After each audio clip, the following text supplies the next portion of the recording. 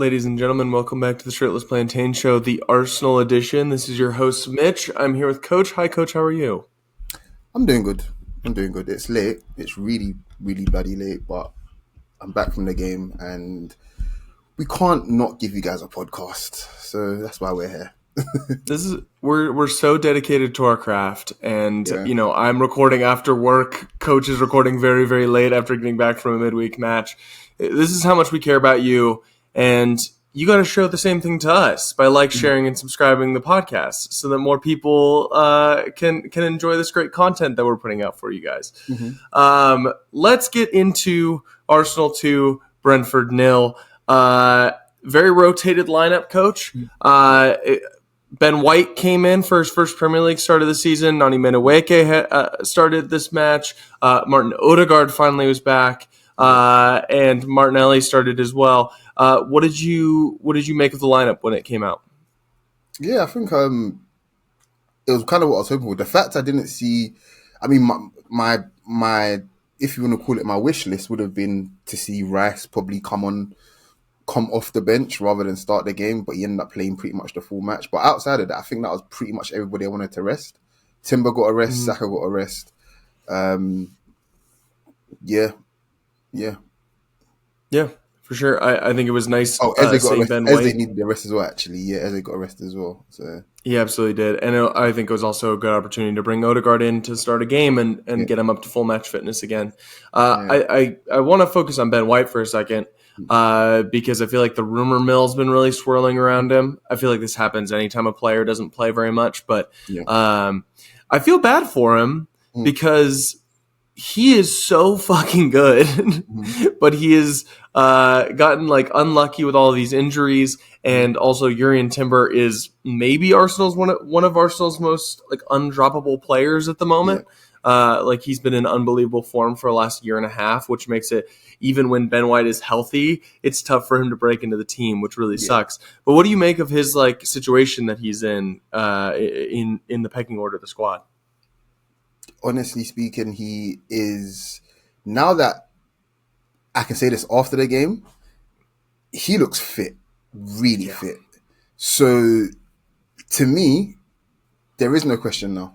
I think it's just a matter of, God forbid Mosquera is really seriously injured or anything. I hope he'll be ready for Saturday. I truly do. But even if he isn't, Ben White. So even if he is, Ben White is going to play a lot of games between now and the end of the season, especially over this period. Him and Jurrien Timber are basically going to be. It's going to be a serious job share, I believe, over this Christmas period, because number one, he's got the quality, but also Timber cannot play all the minutes. And while we know Timber is probably the best right back in the world right now, Ben White isn't a shabby sort of rotational piece. I feel kind of dirty calling him that, because Ben White is my guy. You know what I mean? But going forward, at least, we don't lose anything if we swap him out for Timber.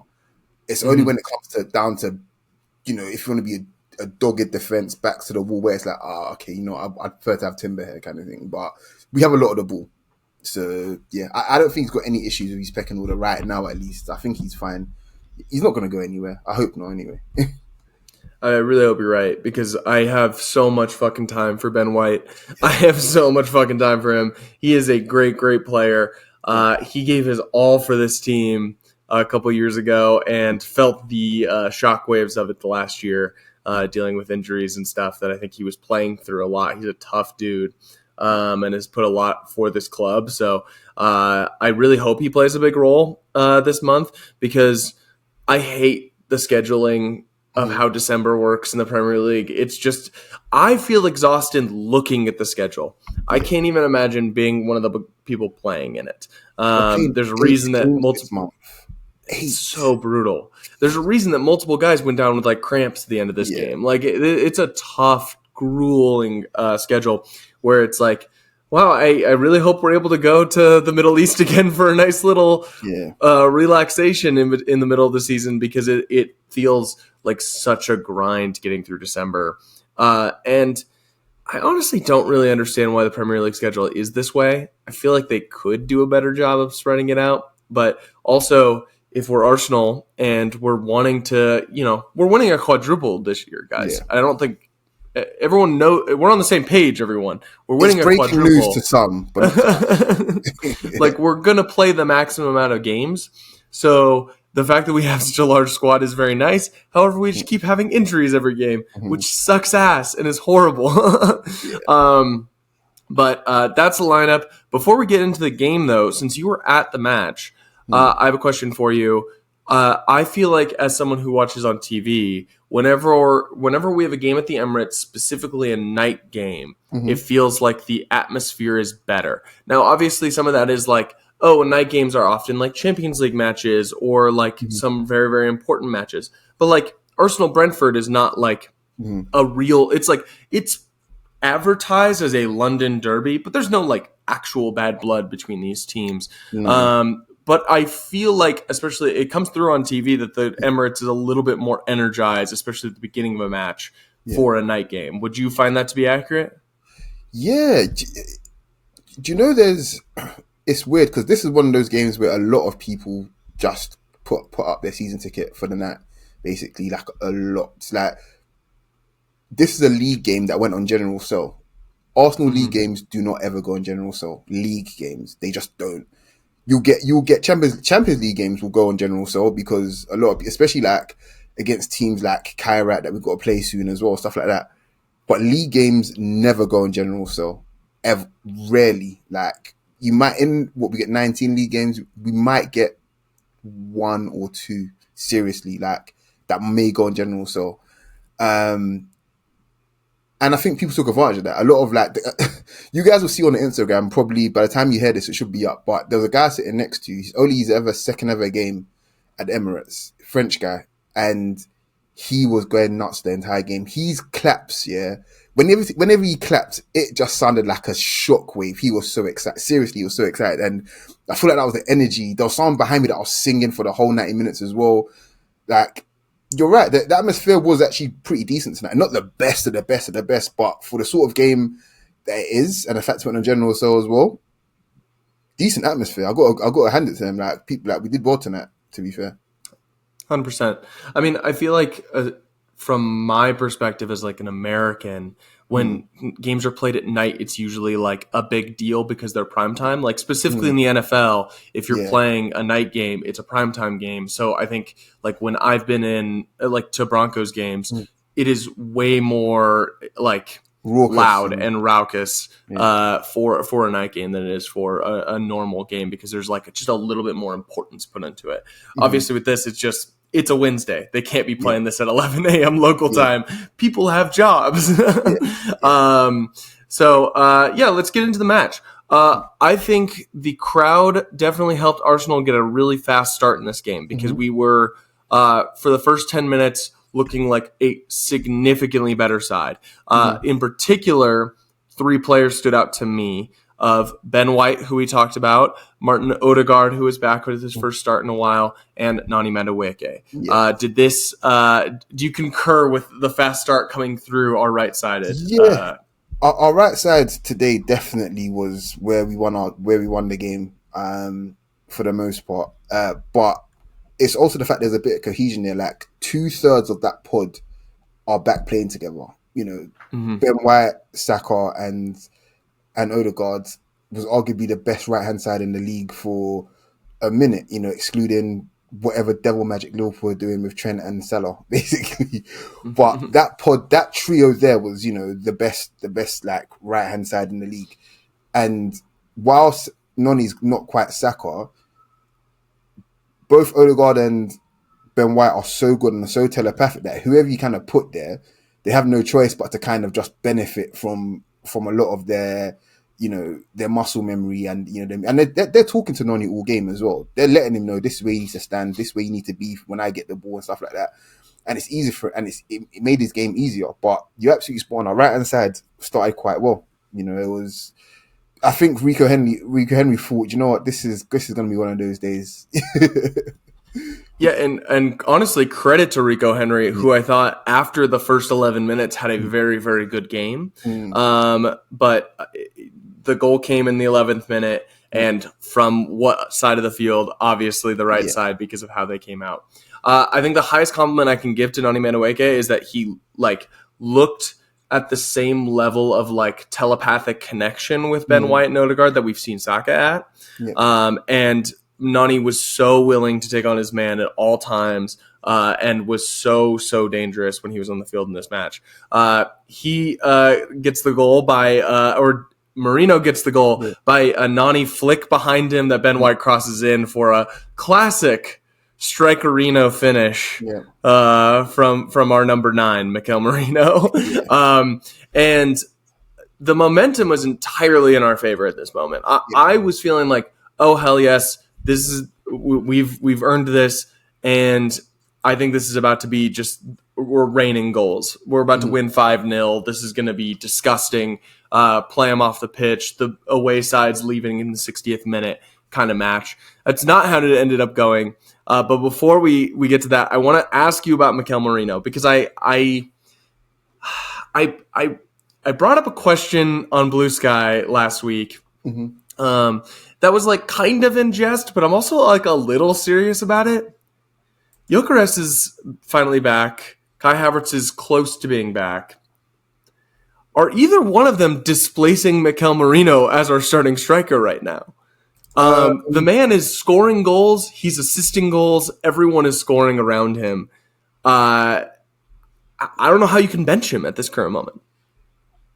I think there's going to come a point in the season where we just kind of have to bench him, because he literally cannot play every single game.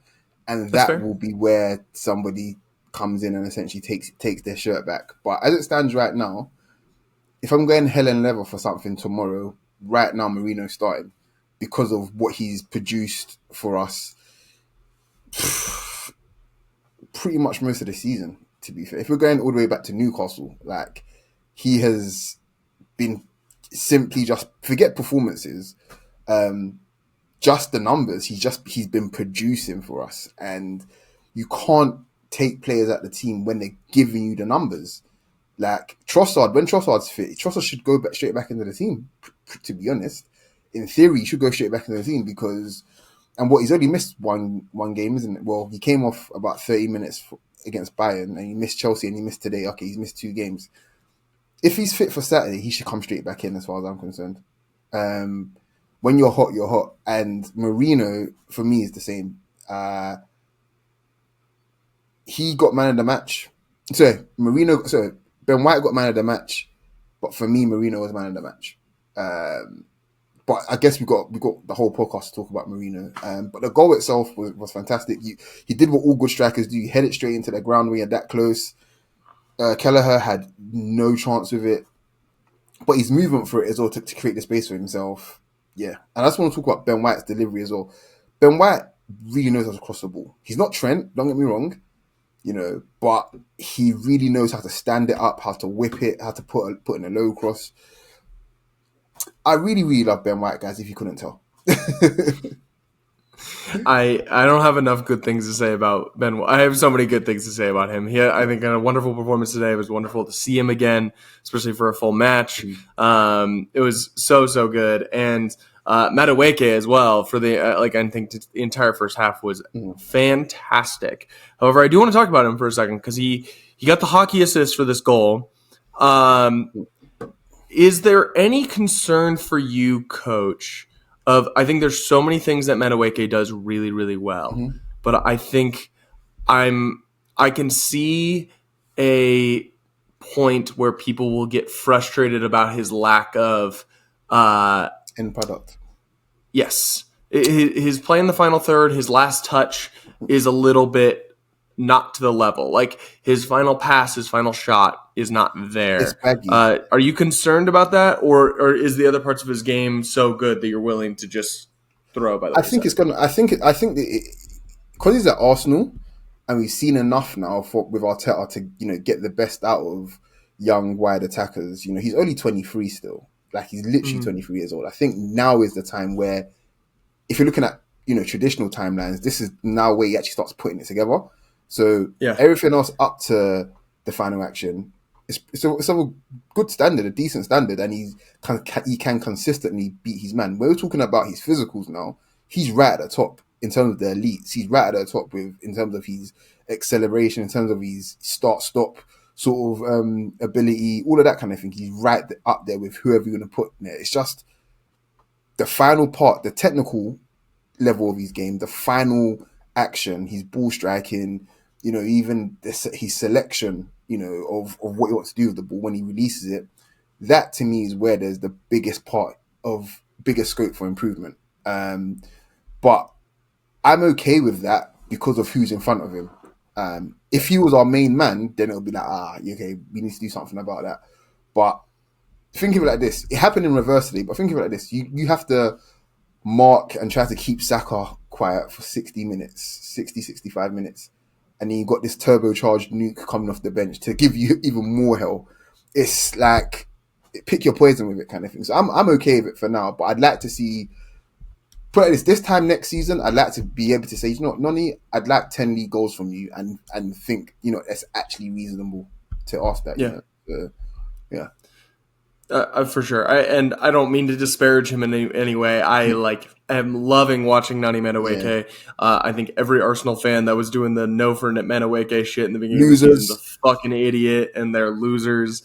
And also I think Chelsea Football Club are losers for giving him to us because he rules. And it is very nice to be able to rest Saka in a game like this. Mm-hmm. I truly did not think for the longest time that we would be able to have a backup like Madueke to Saka. And so the fact that we do is a real luxury, and it is very, very nice. So definitely nitpicking here by being like, well, his end product's not great. Yeah. He is Saka's backup. So that is very, very good. So instead of the goal storm that I was expecting, Brentford really grew into the game after the first goal. I think they immediately looked more positive. They were on the ball more. I think they won some physical battles against our team. And how is the mood around the Emirates, especially when they are both against Sunderland and them, they have this long throw that I feel like can put the crowd a little bit in a state of unease because it's so new of we haven't really perfected it yet. Arteta thinks that Rice can perfect it, which I'm sure he can. And then, holy shit, we're going to be even more dangerous if we have another tool in our toolbox. But these teams like Brentford and Sunderland, they have really, really dangerous long throws. Do you think there's a part of the crowd that feels uneasiness just from the unknown of it?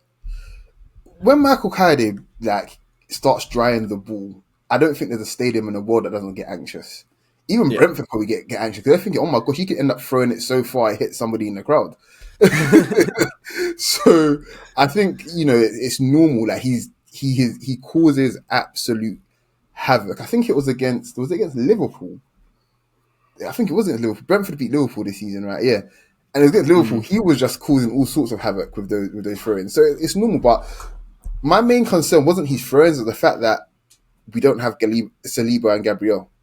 And that's just going to be a feature for now, where whenever we concede set pieces, not having at least one of them is just, you get really anxious. You just do. And the stadium definitely showed that. But I personally wasn't worried about Michael Carrick because we do defend set pieces quite well. It's just the fact that those two make us probably the hardest to score against some set pieces. So, yeah. For sure. It's something we hadn't touched on is the fact that this is a second straight game, no Saliba and Gabriel. However, second straight game that Mosquera and Capia got to play together. So I think we saw a little bit more understanding on their ends. But really, really hoping Saliba's back for Aston Villa because they are very much surging, and I will be a little scared going into that match without him and potentially Mosquera, who went off with an injury in the first half. Brentford has a very, very good chance in the 20th minute. It's on a corner. Sade, I believe, has a free header at goal. It hits the crossbar, and upon replay, Raya makes an incredible save to push it up and hit the crossbar. But I think for as much of our dominance on set pieces for scoring them, I think we're definitely seeing some cracks starting to show in how we defend set pieces. But I think, like you said, a lot of that can be prescribed as we don't have Gabriel and Saliba. Yeah. It's the best way I can sort of describe that save was usually, so basically in Emirates you get replays of like of certain actions, whether it's a goal or not. Like you get replays of certain actions, and you can tell when something is exceptional when the entire crowd forget what's happening on the pitch and they're looking at the replay in the boat, two of the big schemes, and all you hear is a whoo, like in unison, like, and that save was unreal, Yeah. absolutely unreal. Like, people can talk about, oh, it was right at him.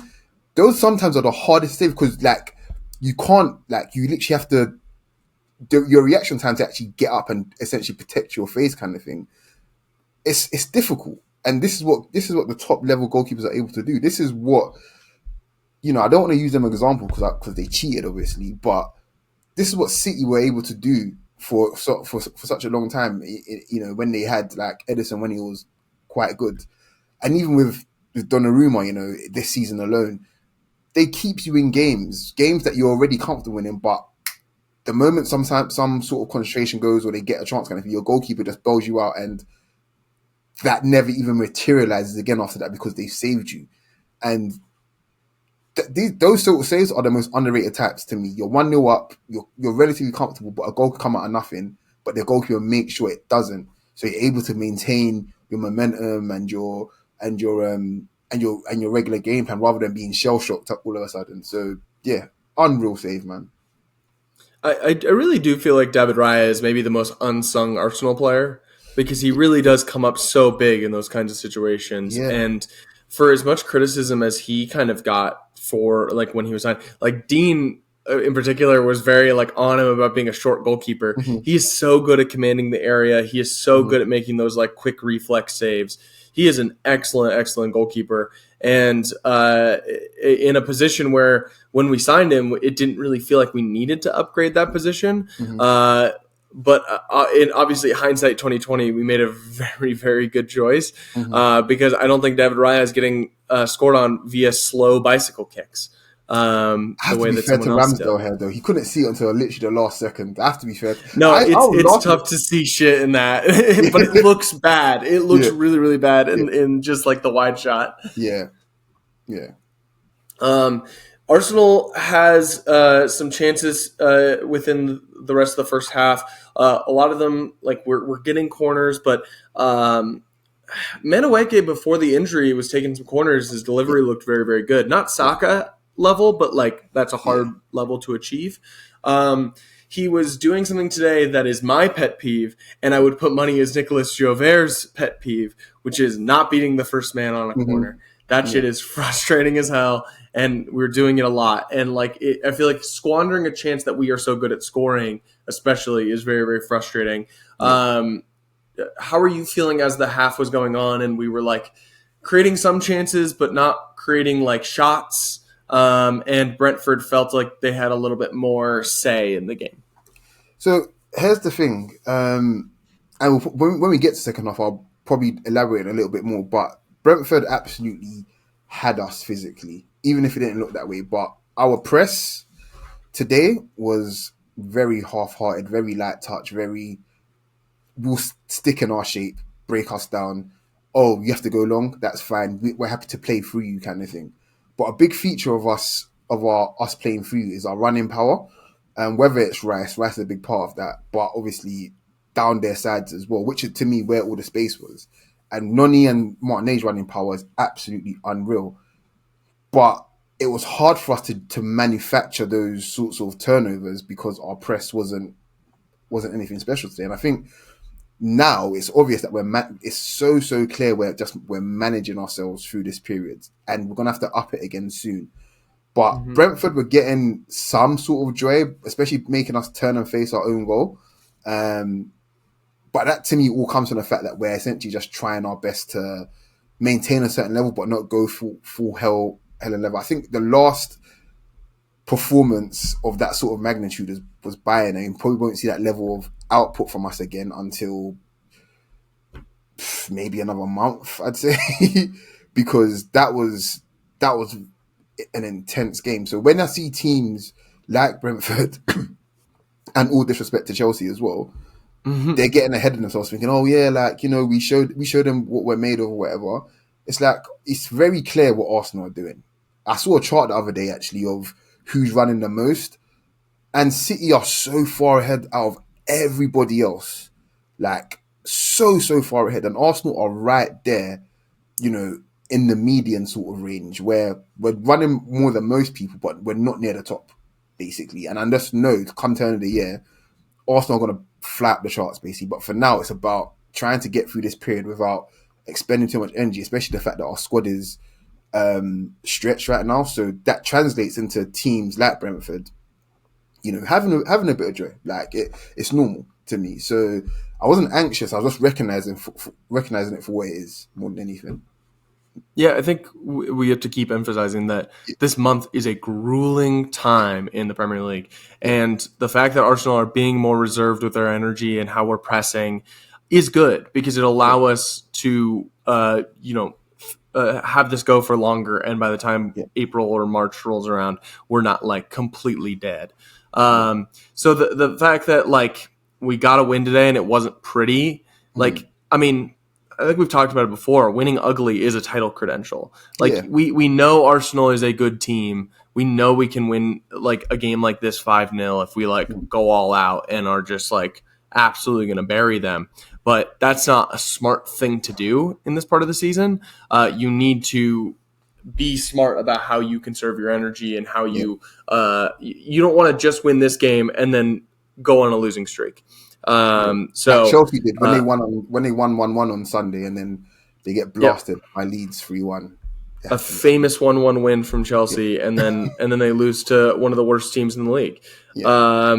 So a lot of the first half is very much like we've kind of described, of just like we've created some chances. Brentford created some chances. I think maybe the biggest thing in the back half of the first half is Christian Mascara going out injured. Urian Timber comes in for him. I was curious who would move into center back, if it would just be like for like, if it was Timber or was White. We went with Timber. I think that makes sense. I think in my head, I don't like short center backs, so I'd prefer Ben White to play there. But he's, I guess, only a couple inches taller than Urian Timber. But Urian is like a better defender than Ben White, and Ben White is probably marginally better than Urian is going forward. So I think it made sense to keep Ben White in the right back, have Timber playing center back. And there was a point later in the match, especially after Brentford made some subs, that I was scared that Timber's size would maybe come into factor. It didn't. He plays so much bigger than he like actually is. He's actually a bully. He's genuinely a bully. Like, it's not even funny. But very concerning that Mascara went down. It was coming down from a jump, which is always concerning. Yeah. Like, he's over it. They're all over it, to be honest. But of course they are. Made me laugh, man. Yeah. I think as well, go on. It's so frustrating. Yeah. Like, we have the deepest squad we've ever had, and it still feels like we're in a crisis. And it's not even happening evenly across the squad. It's happening position group by position group. It's like, oops, no strikers. All right, all of our center backs are now hurt now that our strikers are back. And next is going to be like all of our midfielders or all of our wingers. Well, it's going to be great. That's what I was during the game. I was thinking, our midfield has put in a lot of mileage already. Like Zubimendi and Rice, Zubimendi is going to play all of Saturday as well. That's what's really annoying me.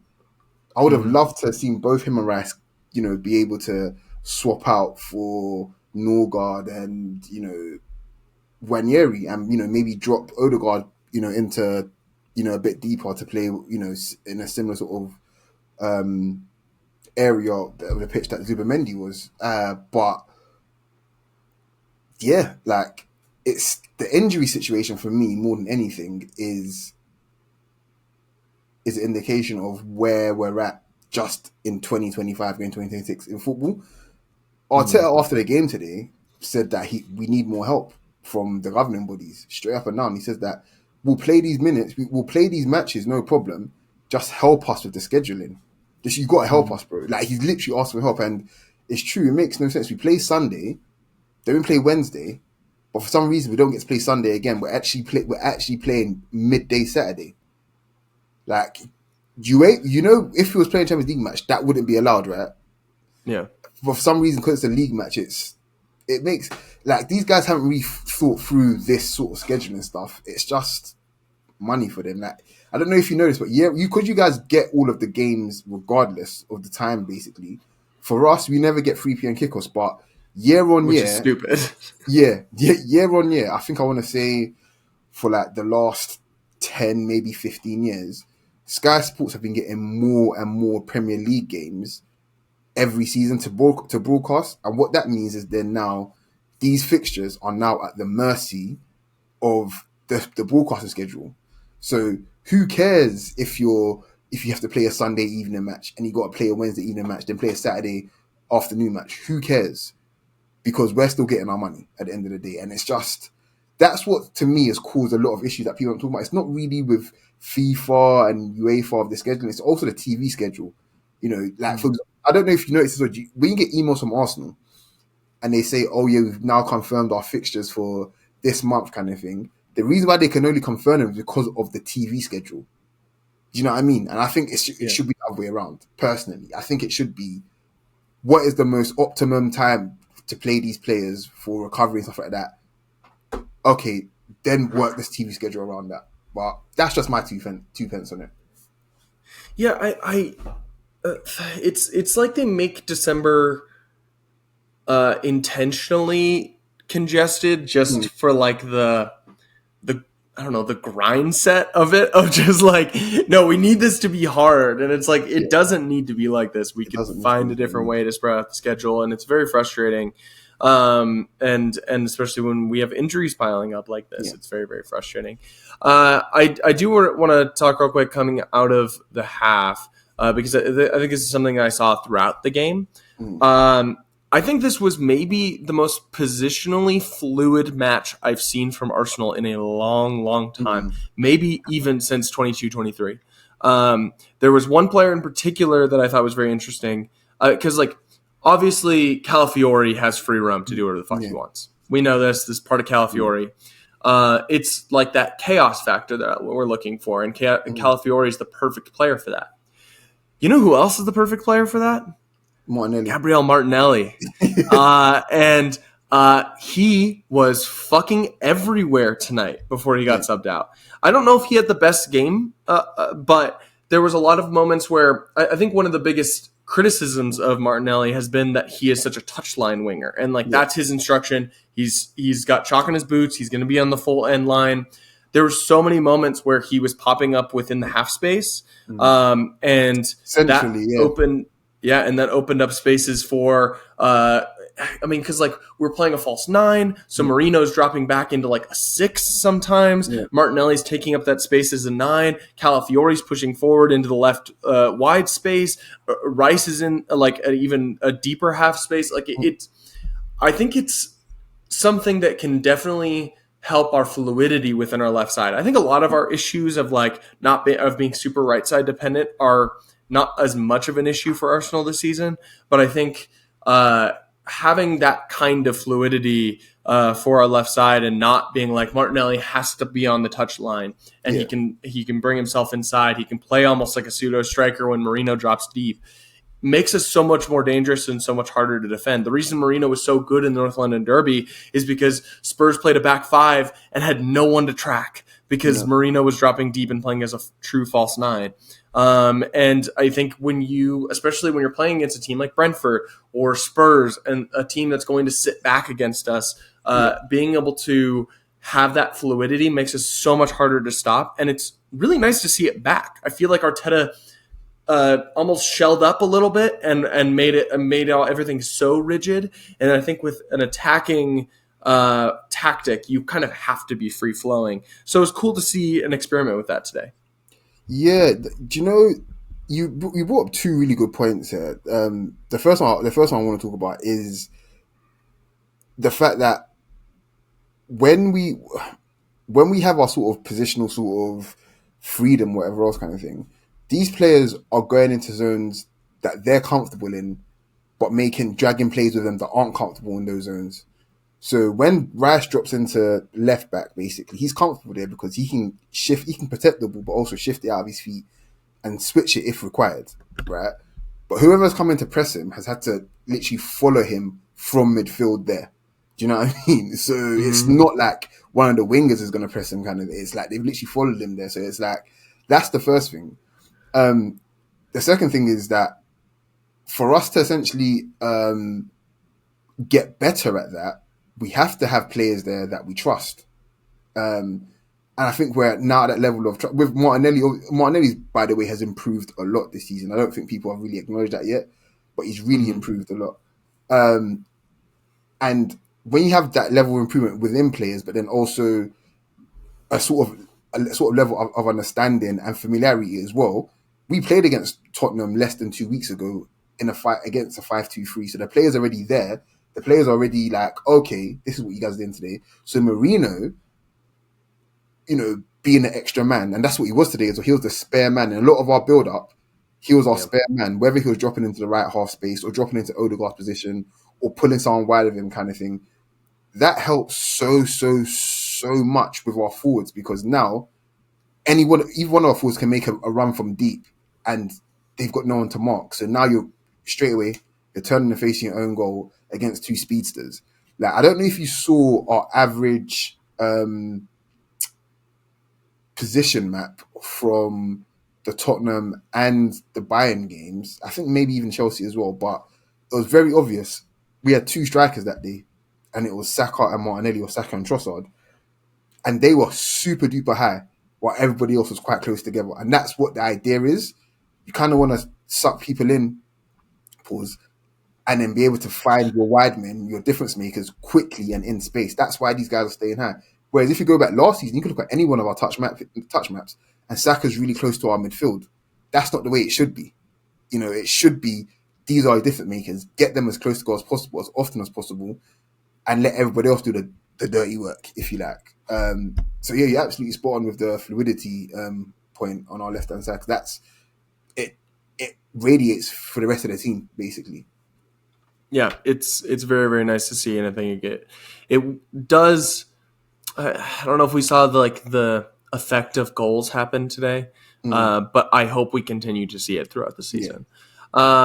So to kick off the second half, for the first 15 minutes, I think it was mostly Brentford, and because of that, I think they smelled blood a little bit. Yeah, like Chelsea. They Yeah, they made a triple sub in the 60th minute. Jordan Henderson came on.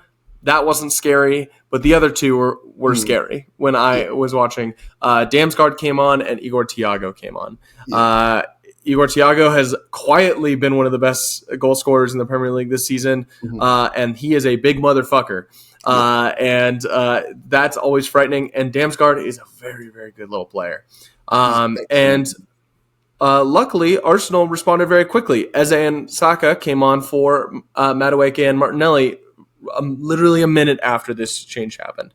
And I think this sub seemed like it was going to go Brentford's way, and I think it ultimately it went our way because Saka scored the second goal. But Thiago and Damsgaard, I don't think did as much as it was looking like they were going to be able to do. I mentioned earlier that I was worried about Timber's stature against someone like Igor Thiago, and he was not.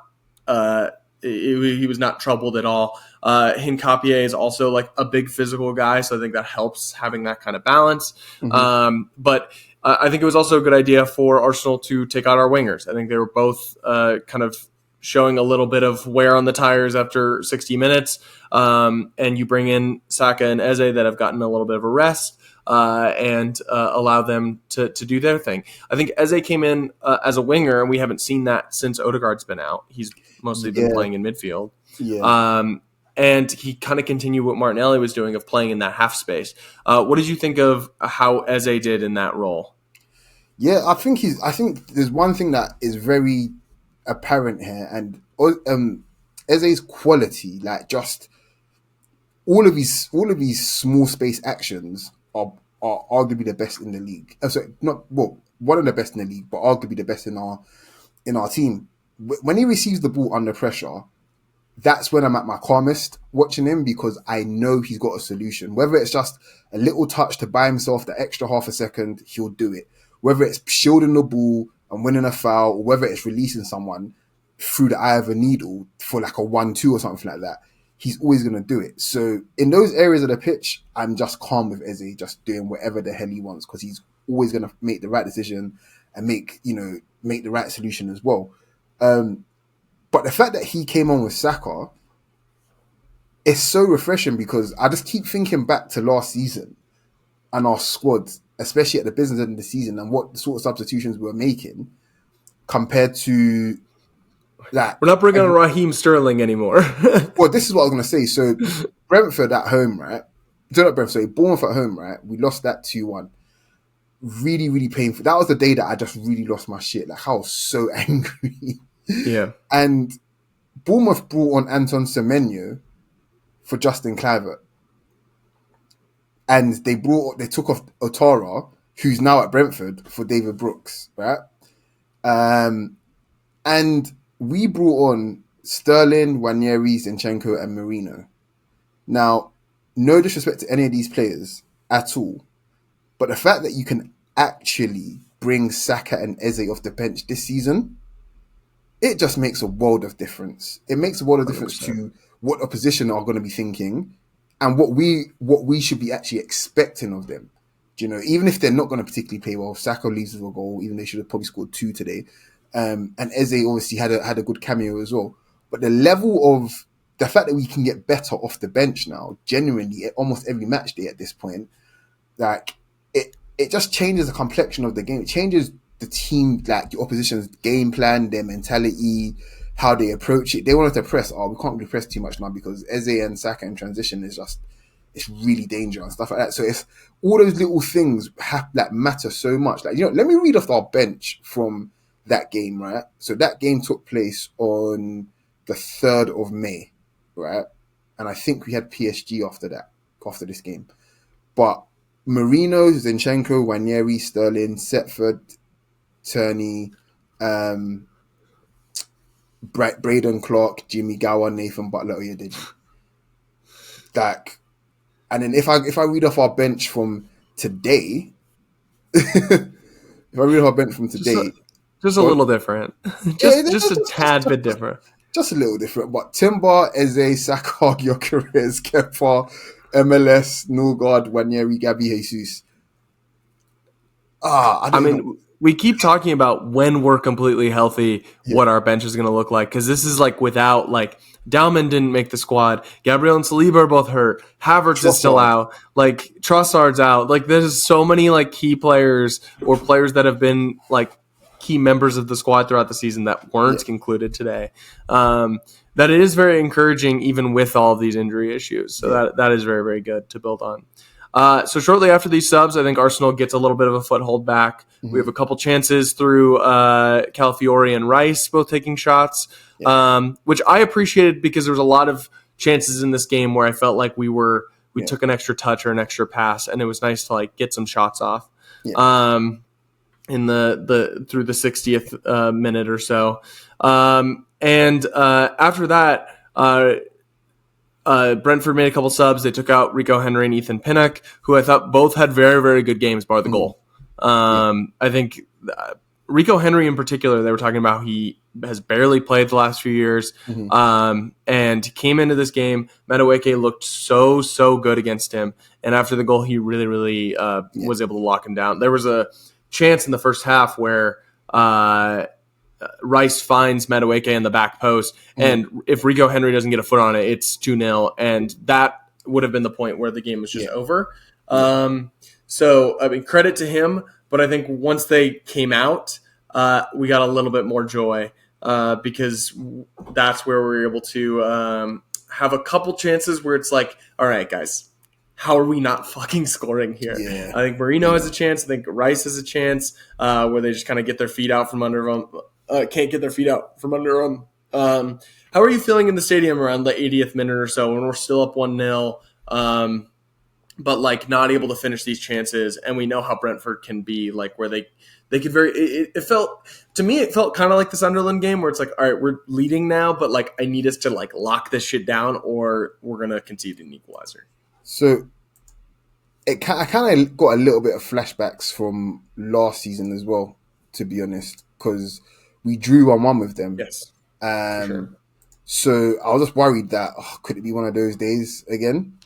But Mm. thankfully, we're well equipped to sort of deal with these games and see and genuinely see them out now. So the only reason why there was anxiety is because we were creating chances, which I think is a good thing, by the way. There was anxiety there because we're essentially creating chances, and you know what it's like in this league, like especially with the quality that these teams have. You know, you could be cruising, and before you know it, you're 3-1 down away to Leeds. Fuck Yeah. Chelsea. But no, for real, that was my only concern, that we're creating and they're not doing anything. They might get one chance and that might be it for us. That's 2 drop points. So that Yeah. was it more than anything. We wasn't under any sort of pressure on that. Even though they by this point, by the way, they were fouling a lot. Like they were making some really snide tackles that I noticed. Um, and that was my concern, that are they going to overstep the boundary, and then obviously ref's not going to call it, then they get a goal out of something that should have been a foul. But yeah, outside of that, nothing really concerned me too much. Yeah. I was also getting flashbacks to last year, and that was making me very nervous. Yeah. Late in the match, we take off Declan Rice for Victor Gyökeres. Merino moves into midfield. Rice was phenomenal today, like he has been for a while. He is just so fucking good. And it looked like he was injured. I want to say it's probably a cramp. He was running full speed for all 80 minutes, so I wouldn't be shocked if it was just I think a it was little bit his, of a like, his cramp and percussion. ankle or something like that. I mean, Arteta did I mention that he can walk, but right now, but he obviously can't play. They have to assess him tomorrow. Okay, I hope it's not an injury. I'm full hopium, just hoping it's not an Yeah, injury because I no. Of think course, he is the one player we cannot replace at all. yeah, we can't. We literally have to change the way we play a bit, and Yeah, yeah. So, like I said, I get why he has to play. Like the league is your bread and butter, so you want to put out your best team every single time. But to me, I feel like there's a world where we could have started him on the bench today and we still walk away with 3 points. But you don't want to take that risk. You know, if the players themselves saying this is the fittest I felt kind of thing, and all the tests are showing that he's fit and he's fine kind of thing, it is what it is. You kind of have to go with that. But it's just in my head, and maybe it's anxiety or just me being a worry wart. Just give him a bit of rest and see how it goes, because he's going to get a rest against Bruges. If Declan Rice plays 1 minute against Bruges, I'm going to be so fucking annoyed. Seriously. So I'd rather him be okay for Saturday and we get over the line there, and he just has a nice week off. Because I think this Bruges week, basically, that's the week we use to reset to start like gearing up for a grueling, but we're going to give it as good as we can in terms of effort, a grueling December. So get everyone through against Aston Villa, and Bruges should just be a holiday. I mean that sincerely. Like even play, yeah. call back Neto, and get him to play. You know what I mean? I'm serious. Like don't play any Hey, of the first. we gotta give Kepa some minutes. Come on. Yeah, you We know what gotta I mean. Like I don't want anybody that's even close to the first team to see any No, game no, against I Bruges. I absolutely get it. Because we have this Villa game coming up on Saturday, and then we have Bruges and Wolves, which should be very easy matches. Everton, Palace Well, I'll be honest with you. in the. Bruges are good. They're a good side, but I don't care if we lose to them. I really don't. Like we're going to I finish. kind of would like us to kind of have a top spot wrapped up by the time we play Inter in January. So like I want to win every single Champions League game, but I also don't think we should like put out a strong squad against them. Hmm. But then we also have Everton, Palace in the EFL Cup, Brighton, and Villa again. Both of our Villa games in the Premier League are coming within the same month. That feels insane to me. Yeah. But it's the way the schedule is out. Anyway, sorry, I'm getting distracted. We did get another goal in this game. We finished it out. Saka scores in the very sloppy goal, but we don't fucking care. We will take it. Yeah. Maybe could have passed it to Gyökeres, but I love Saka taking it himself. It looked like Keller might have gotten it, saved it before it went across the line, but upon replay, that was a goal. Great goal from Saka. Like just just to put it away and not have any anxiety for the last 4 minutes. It's exactly what we needed. Assist from Mikel Merino, who I thought had a really good first 10 minutes and a really bad, and a really good for last 10 minutes, and was really meh the rest of the game. But you know what? I don't fucking care if he gets a goal and assist. So I genuinely feel quite strongly the opposite, feeling that I think he was good throughout the game. I mentioned on my instant reaction, which you guys should have watched by now, and should be listening. Should have watched by now. You should have subscribed by now as well and liked as well. I'm on to you, but he was like a bit of our leader today. I want to say, obviously Odegaard is there, but he was the one taking his time out to actually try to get instructions to the players that, in terms of being calm, in terms of being, just playing a bit more sensible stuff like that. But then when he got the ball, he was also, to me, like kind of dictating a little bit of where we should go and what we should do, kind of thing. And I appreciate that from him, purely for the fact that he's doing that while playing every single minute for us as well. It's easy for him to kind of just be like, well, I'm giving him all anyway, but he's actually actively participating in all parts as much as he can. But yeah, the goal itself, we literally saw Odegaard instructing him to take his time a little bit, and he's just like, nah, fuck that, Saka's through. Like, if Saka's through, he's the one that we want to put through, kind of thing. So, and that's what he does. But yeah, do you know what? I need to watch it again, but I don't recall Gyökeres being free, but I need to see it again. But he's got mostly on the rebound Saka gets. He could have passed it, but I also completely understand why he's just like, no, I'm going to take a shot. Oh, okay, cool, fair enough. But yeah, he's got a thing for packing in Kelleher, because that goal against Liverpool is arguably Saka, might be in the top 3 Saka goals for sure. Yeah. And then he 100%. Does it again today. He hits it right through him. And Kelleher's a good goalkeeper. I just think there was just too much power on the ball.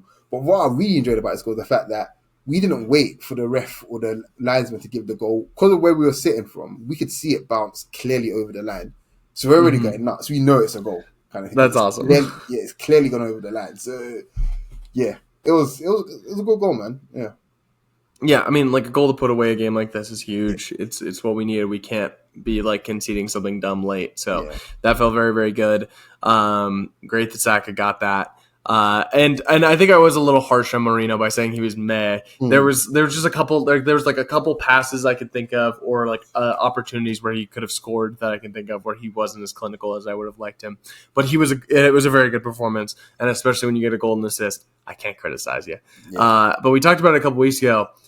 Having guys like Trossard and Merino in this team is just so nice. Of just like guys that are just like, wherever you put me, I'm going to do well. And that's how you win titles, is by having these guys. And hopefully Arsenal are on their way to a Premier League title. These are the kinds of wins you need. We are 5 points clear at the top of the table. Coach, you know what to tell the people. Peace. We'll see you after Aston Villa. Peace.